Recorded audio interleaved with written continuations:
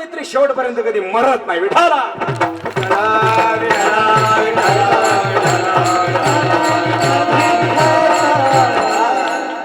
हे इतका भोळा महादेव आहे आमचा. ब्रह्मा विष्णू महेश किती जण आहेत आणि ते बेलाला पानं किती येतात. ते सूत्र त्याचे. तुमचा मोबाईल जरी असला तरी तुमच्या आवडीच्या व्यक्तीचा फोटो स्क्रीनवर असतो. असतो का नाही सांगा.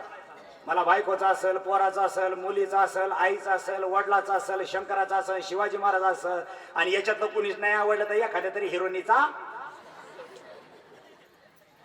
पण आपल्या गोट्याचा मोबाईल मोकळा. म्हणलं गोट्याला गोट्या कोणाचा फोटो नटीचा. का मला आवडते. अरे गोट्या तुला आवडती नटी पण नटीला आवडतो का गोट्या.